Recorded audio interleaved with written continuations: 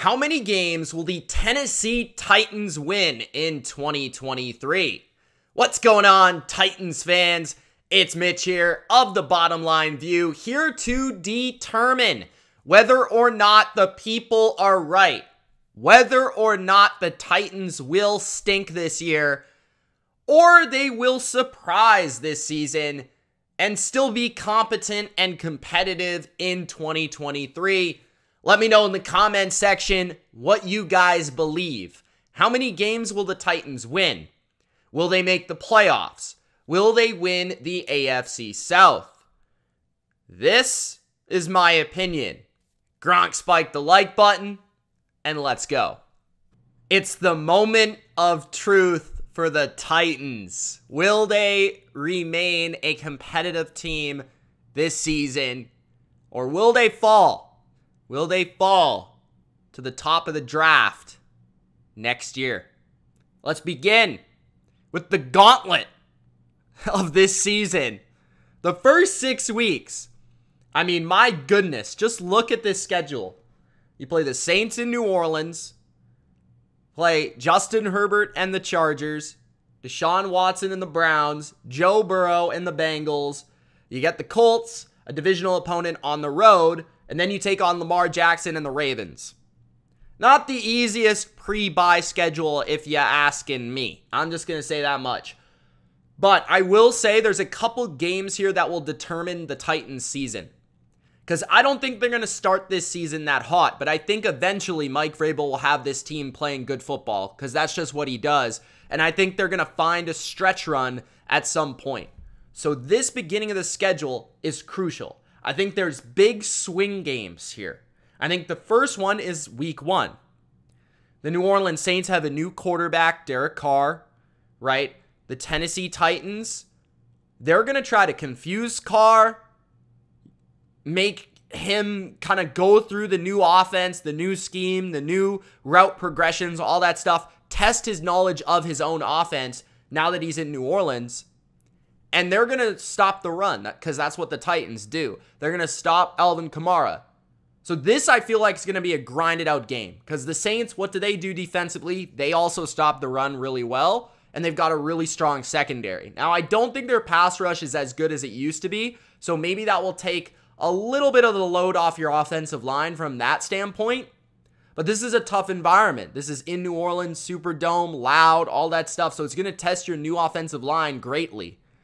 I could see this game going either way. I think this is going to be like a 20-17 type game, and I'm leaning towards the Saints here. Now, could the Titans win? Yes, absolutely, but I'm leaning towards the Saints. Week 2 is one of the games where I think you're going to have to surprise people, because I think most people are going to pick the Chargers here. I'm actually going to pick the Titans. The reason I'm going to pick the Titans is I like how they match up with the Chargers. First of all, the game's at home. Second of all, you play a team that's biggest weakness is stopping the run. And you're, of course, a run-first, tough physical football team. Secondly, I think your defensive scheme will do a good job of slowing down Justin Herbert and these receivers. I think when you look at the teams that have given Herbert problems, it's the Patriots, it's the Ravens. It's teams that play similar style of defense to the Titans.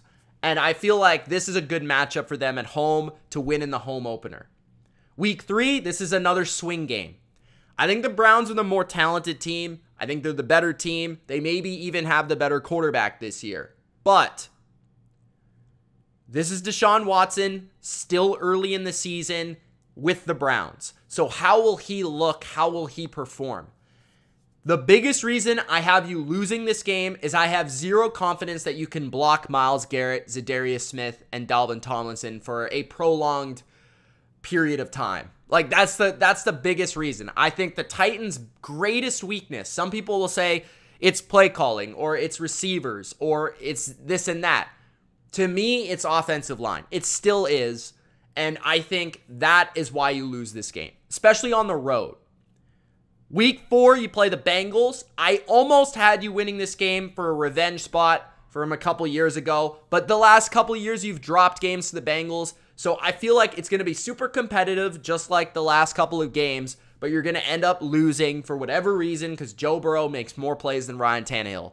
That's kind of what I think is going to happen. So you're at 1-3.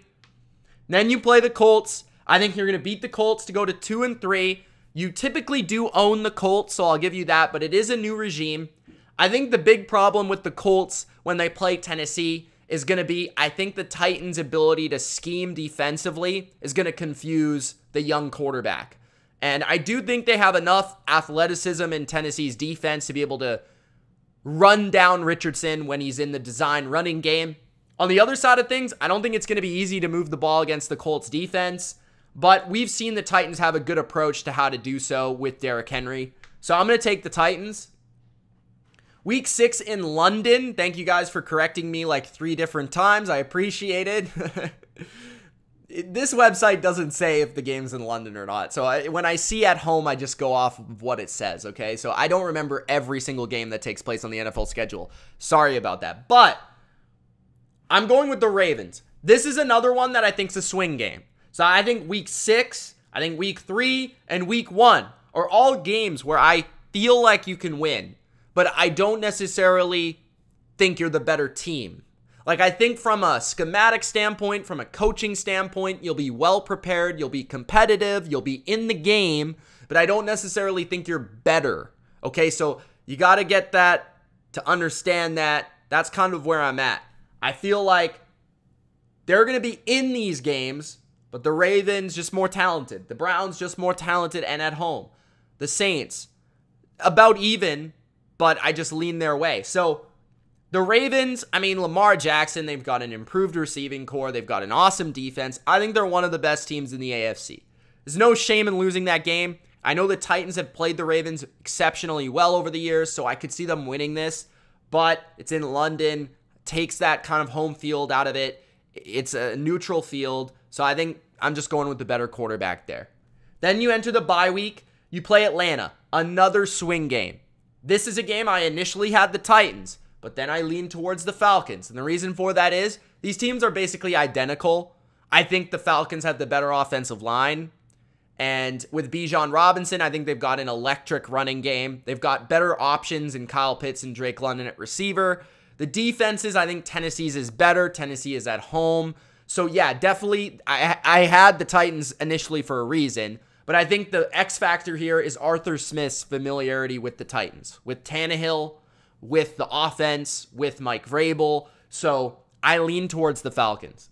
Then you've got week 9. I'm going with Pittsburgh. Thursday night, similar team, at home, short week after a physical football game with the Falcons. Again, like tough matchups. This is a tough schedule. Like certainly tougher than last year in my opinion. And the Steelers are a team that I think another swing game because they're a very similar team to you. They're in the same lane in my opinion. I just think the Steelers at home with their home crowd, their ability to rush the passer with TJ Watt, with Cameron Hayward, all that stuff. This will be a really low scoring game. I expect the Steelers to pull it out. Week 10, I got you beating the Bucs. I think you go to Tampa Bay and win. I just have faith in Mike Vrabel over Todd Bowles, and it's really that simple. I also feel like you have the better quarterback here. Week 11, you play Jacksonville. I think you beat Jacksonville the first time you play them. Just call it a divisional game. Call it the Titans' familiarity with Jacksonville. It's just going to be a back and forth either way type of game. You almost beat them at the end of last year with like a guy off the street at quarterback and Dobbs. So I could certainly see you going to Jacksonville and winning.